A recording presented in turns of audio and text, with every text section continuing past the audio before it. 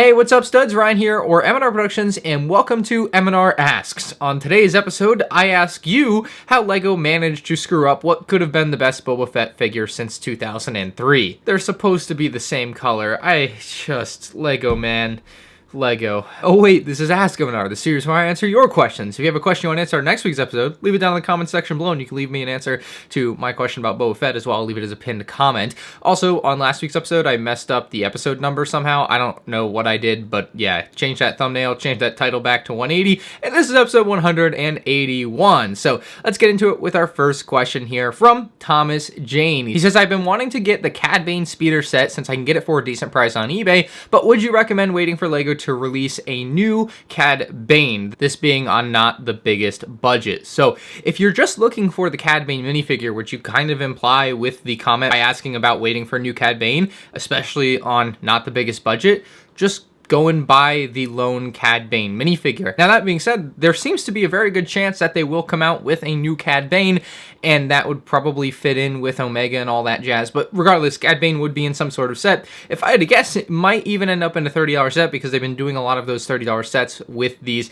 kind of desirable figures. Now, to tie back into this as well, it also looks like there could be a new Cad Bane speeder set. I saw this poster floating around and it seemed legit, so I'm not sure if it is or not, but like, it's got the Bad Batch logo and the Disney Plus logo, so it seems like it could be a legit poster, and it's got the Cad Bane speeder on it pretty front and center. So if Cad Bane speeder shows back up in the show, it stands to reason that it would certainly show back up in LEGO if you're specifically looking for the speeder. There's a pretty decent chance both Cad Bane and if his speeder shows back up again, his speeder will be out by the end of next year. And since you're trying to buy it on a budget, it will probably be in a relatively cheap set, saying 30 to 60 bucks, and you'll be able to get that. And at that, you could even wait a little longer and get it at 20% off. So I think that would be the optimal strategy at this point. I don't see the Cad Bane figure, like I said last week, going up crazy in value, so waiting isn't going to kill you monetarily, I think. Manama Jeff says, "Hail broski." I like that. Apart from LEGO, have you tried other similar hobbies? Sometime back, I bought some Gunpla from the RG line and really enjoyed it. So I had to Google what this is, but here's a picture of them. I don't even know how to really describe them. It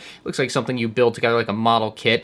And I know a couple people, I think, that collect and do things with these, but it's not really my cup of tea. I mean, as far as like building things goes in that vein, LEGO is kind of it for me. My kind of dream hobby to get into in the future is like model trains. I feel like one day I'm like 50 years old, I'm gonna crack. I'm gonna do model trains when I'm like 50, but that's 25 years, 26 years in the future, so we'll leave that there. But yeah, as far as like hobbies like that, I just don't see myself that interested in them. But I have seen them showing up at Target, those particular things. I'm pretty sure I've seen at Target, kind of in the Naruto section with all the there's a bunch of Naruto and Dragon Ball Z action figures and stuff.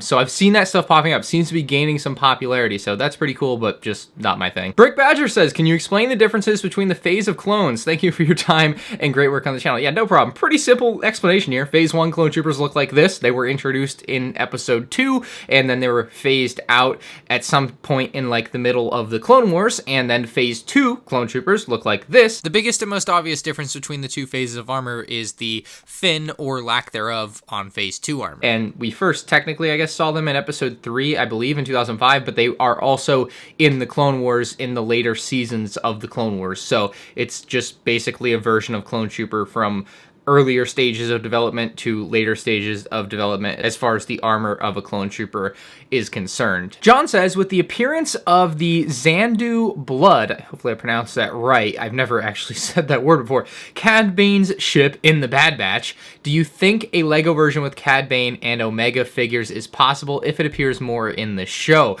Honestly, I don't even think it has to appear more in the show for it to be possible. That being said, I didn't catch it in episode 8. Maybe I'm blind, maybe I'm just completely missing it, but I just didn't see it. So if it was there, great. Hold it there, Buster. This answer was completely different before I watched the most recent episode, episode 9 of the Bad Batch. And in that episode, we actually do see the ship that Cad Bane is flying, and it is not the Xanadu Blood, unfortunately. I still hope that could become a Lego set someday, but given that he's not flying it in the Bad Batch show, at least at this given point in time, it stands to reason that he wouldn't get it as a Lego set for its appearance in the Bad Batch, since it literally wasn't there. The idea that they could make Bad Batch Cad Bane ship here is almost, to me, a lock. I mean, Cad Bane, of course, is a fan favorite character, and then we also have a very unique ship that they've never done before, so getting both of those things at once makes a lot of sense to me. You could definitely build in some sort of jail cell in the ship for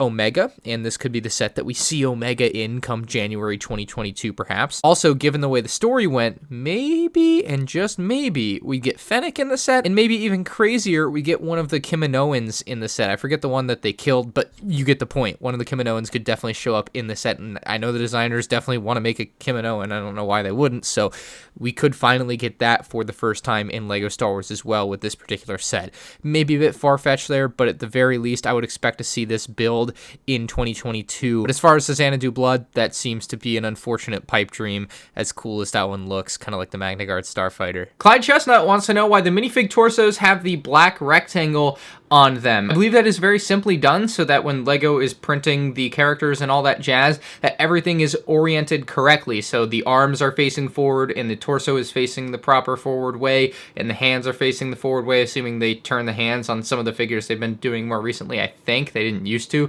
So that's my pretty simple explanation for that. It's literally just used to get an orientation of the torso so that the computers can scan and know exactly which way the torso is, either front or back. MandRproductions says, hey Ryan, I know you have a PlayStation, but I'm thinking of getting a Switch. Any games that you recommend? So if you know me, I'm pretty hard and fast on really just playing Call of Duty, but if you're getting a Nintendo Switch, I don't personally own one, probably never will, but I, maybe like a year ago, played it with some friends of mine, and we played Mario Party. I had never played that before in my life, and my god, was that such a fun game. So if you have friends, hopefully you got some friends you can play with, I would highly suggest Mario Party. That was an incredibly fun experience, and definitely something I really want to do again, but just haven't had the opportunity to. So yeah, that's the only game that I can personally recommend for you for the Switch, but good luck. Hope you get the Switch, man. Xbob says, can you show the Bad Batch Shuttle next to the 2019 Millennium Falcon? Unfortunately, I don't have the 2019 Millennium Falcon on hand. I think it's in storage in the garage in one of the bins,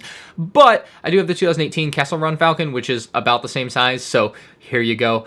They are, obviously, the Kessel Run Falcon dwarfs the Bad Batch Shuttle, which I think is smaller than a lot of people are expecting, and I know a lot of people are going to be buying that set regardless of my review, and I still think it's a good set. I still think it's worth buying. It's just not the best set ever, like maybe we thought it was going to be, and it's kind of unfortunate because I really was hyping it up and really hyped for it, and then I was really let down. But that's what happens. I mean, that happened to me with the 2003 or 4 AT-AT. I just fantasized about that set for literally for 15 years, fantasized about owning that set, and then I got it and I was just massively disappointed, and that's a 2004 set, so it still happens to this day. What can you do? Keanu Memes says, do you think that there is a piece from a LEGO Star Wars set that ruins the set like the Statue of Liberty face? So for those that don't know what he's referencing, the Statue of Liberty face is one of the most puzzling things I have ever seen. And it kind of makes sense from LEGO's perspective, I guess, to just not overly detail it, but obviously they didn't want to print on it because it's an architecture set, and they don't want to add a printed detail on something like that. It's supposed to be pure brick, mostly. And so it's kind of funny. I think Brickatect ended up saying it like this, is it feels like the designer like put in all this work on the Statue of Liberty, got to the very end, he was so beat and worn out that he just found one last piece, stuck it on, and sent it in and said good to go. Something like that, which is pretty funny. Obviously, probably not the way it actually happened, but you know, memes. Anyway, this piece, in most people's opinions that I've gathered from looking at people's opinions on the internet, is a really horrid use of the, I think it's an Exonite shield piece. It doesn't look particularly great, let's just be honest there. But there is only one thing that comes to mind when I think about this or something like this in the world of LEGO Star Wars, and actually very recent. I don't know if you guys have a better example of this, and I'd love to see if anyone can think of anything better than this, but to me it's actually not even a piece, it's actually a sticker, or really lack thereof. On the Darth Vader helmet set, there is the missing grill piece for the top part of the grill of Darth Vader's ventilator, I believe. So yeah, not really sure what the deal was there, but it made it look really weird to me, and I think to a lot of other people. So that's the only like one-piece wonder type of thing for Lego Star Wars that I can think of, where just like one little thing could have meant the world. But then again, maybe it would look super awkward either way, and you can't win if you're Lego in that case. It's gonna look really weird with it. I think I saw Photoshop of it look kind of weird with it anyway, so what are you gonna do then? But in my opinion, they should have just gone for what would have been the accurate route and put the sticker there, right? Because accuracy is important, I think, for Lego sets. Obviously, you're not getting scale 1-to-1 models or anything like that, but a basic level of accuracy is expected. A Canadian Duck says, Ryan, I put in an offer on a house yesterday. Me, long have I waited, and longer you shall wait, because, funny story, I didn't get the house. So I put in a full price offer. And I don't think anyone offered over full price, because this house was already probably on the high end of what it should have been priced at. And so I don't think anyone offered over full price, from what I could gather from what my realtor was telling me and what the broker for the person selling the house was saying. The guy selling the house just decided he wanted more money, apparently. So all of a sudden, he wants, from where I was at full price, he wants $15,000 more. And I'm just like, dude, this is ridiculous. No. So I told my realtor, I'm like, no, I'm not doing that. I already, like, went through the house, and there's some things I need to, carpet needs to be replaced, stuff. It would need $15,000 of work, paint and all that jazz for it to be, to me, what I would want. So, like, why am I going to give this guy an extra $15,000? No freaking way. And so then they come back, a couple days later, and like, how about just $5,000 more than full price? I'm like, no. If anything, now the only price I'll pay is $15,000 under asking, because that's honestly so insulting to like have someone give you or offer to give you the full price you're asking for, which is already absurdly high because of the market, and then try to be greedy as hell and get $15,000 more. That's rough. So not getting that house. I'm keeping my eye out. I'm ready to go though. I'm gung ho, like pre-approved for the loans and all that jazz. So I'm, it's just a matter of time now until I see something I like go up for sale. So sucks to suck, I guess. But honestly, I might look while I'm up in Georgia. I might just go look at some houses up there. Screw Florida. They got some nice houses in Georgia. Reese says, how is your house so quiet to film? Like, my house is consistently loud. Well, to give you some background, right now it's just about midnight. So nobody's really awake at midnight in most people's houses, so I usually record later at night. That being said, I do often record in the afternoons, and, my mom's usually at work, my brother's working, whatever. No one's doing anything particularly loud in the afternoon. The only time I ever have problems recording is, like, if my parents are doing the dishes, and then you can hear all the clinking of, like, the utensils in the sink if they, like, drop, and that's when I can't record. But, like, otherwise, like, it's just not a problem. Cormac says, how do you avoid scams when using sites like eBay? A site like eBay is really easy. I mean, not only do they have really good buyer protection, that being said, I have a story for you here in a minute, but they, you're generally really well protected as a buyer when purchasing something from a website like eBay, because they really rely on their good reputation to keep people being customers. That's how they make money. But it's also very easy for you as a consumer to, like, look at things and ascertain for yourself if you're about to get scammed. Number one rule is don't buy from China. A lot of, like, the fake Lego stuff comes from China, so that's why you want to stay away from that.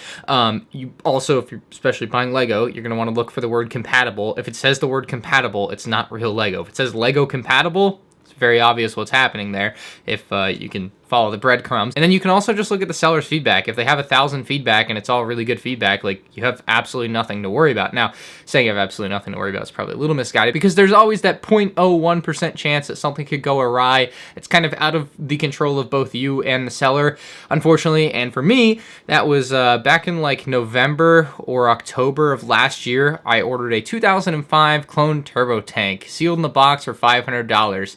And so the seller apparently shipped it, and it got put in a USPS facility in New York, and then it just never went anywhere else. And then eBay didn't give me my money back, so I got screwed out of $500, and I don't have the 2005 turbo tank sealed in box. So, what are you going to do there, I guess? It can happen. You can still get screwed. I wouldn't necessarily call it a scam, because I don't think it was intentional on any involved party, but I got the short end of the stick, and it was just really a trash situation all around. And, like, I don't know, I still don't understand how eBay was like, it says delivered, and I'm literally looking at my tracking number for it. It's not, I mean, I certainly don't have it. Like, I have no reason to lie about it, and it certainly doesn't say delivered when I look at the tracking number, so I don't know, you tell me who's lying, right? So yeah, I got absolutely hosed on that. I don't know, but hopefully someone's enjoying their 2005 sealed turbo tank somewhere. Hopefully it's not just completely destroyed by the Postal Service, but yeah, that's a big bummer in my opinion. In conclusion, though, Scams are pretty easily avoidable if you just look at feedback and don't buy from China. Elbrick says, what LEGO set are you most disappointed in? Recency bias, 100%. The Bad Batch Shuttle. I mean, I could not believe when I went to pick that up for the first time and the fin just came with the whole thing. Like, everything just stayed and the fin came up and I was like, no, that wasn't supposed to be like this. This was supposed to be incredible. And it wasn't. And then every time I tried to pick it up from the bottom, the flick-fire missiles or spring-loaded shooters would just fire off. And it was, like, so annoying. Obviously, I can just leave them out, right? But, you know, they make the set to have everything with it. I don't know how that one got past the testing phase. Because they say they have kids come in and actually test their models before they, like, do anything with them. So, like, they'll have a model finished or in the process of being designed. And they'll have kids just come in and play with it. I don't know how at some point, and I can see why the design is what it is because of how small it is. It should have been bigger, let's be frank. It should have been like a $130 set like Kylo Ren Shuttle, and then you'd be in a much better position with something like this, and then you get rid of the speeders too, I guess. But that being said, like, a kid comes along, they're grabbing it like this. There's no way that kids didn't come in and grab it like this. I can't see that happening. Maybe I'm completely wrong. Maybe a 8-year-old grabs it differently. But even so, I don't know how you get to that point where you have the whole set down like this, I'm sure. Then you give it to a kid, and if they grab it like this, they don't accidentally shoot the flick-fire missile, and they didn't realize that and fix that and move that somewhere else or something. But yeah, it's a bit of a shame the way this model came together as far as like some of the stability stuff with it like that. But otherwise, it looks good. It's just small. So yeah, I'm a little disappointed in it, more so than I was expecting to be, and that's probably why I wanted to talk about it. Like I said in my review, I still give it an 8 out of 10. It just didn't live up to expectations, and